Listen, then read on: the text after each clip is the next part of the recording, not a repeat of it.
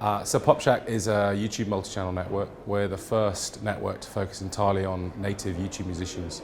So we scour the global YouTube universe. We find emerging talent in the music space and we sign partnerships with them. And then we look to develop their careers and help them monetize their music through brand partnerships. For us, artist partnerships are going to be a really crucial part of the development of the music industry, because increasingly for a young audience, buying albums and paying for recorded music is slightly alien to them. So what we're finding is that artists need to, especially at the earlier stages of their career, when they can find quite a large audience on social networks, find a way of working with a brand and weaving a brand into their world to be able to sustain their career and help them to develop to a greater degree. So it's harder to make money these days out of selling EPs, but it's easy to reach a large audience, and that tends to be what we leverage to the benefit of the brands. I think video is crucial to the future of music. It's been the case for a long time, I think, where you sell more albums through television than you do through radio, but I think even more so now that everything's moved online, video is the way people discover music. It's become a visual medium.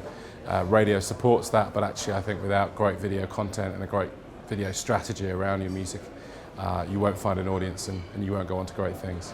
Facebook started to become increasingly important. It's very proactively pushing video on its platform.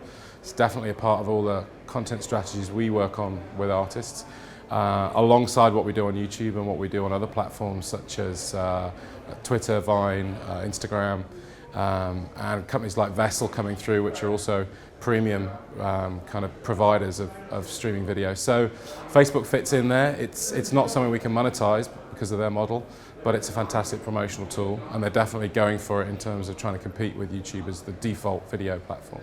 For us, I think the key trend for the future of music is going to be around the way artists collaborate with brands.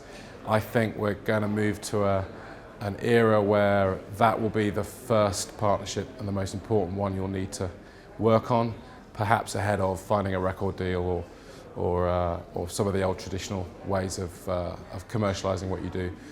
It's not always a comfortable fit, and in the past a lot of artists have shied away from brand deals, but I think actually brands are increasingly proactive. They're recognised as a good fit for their audience, their target consumer and the music space. And I think there's a lot of great opportunities there for artists, so I think that's probably going to be a fascinating trend to see how that unfolds.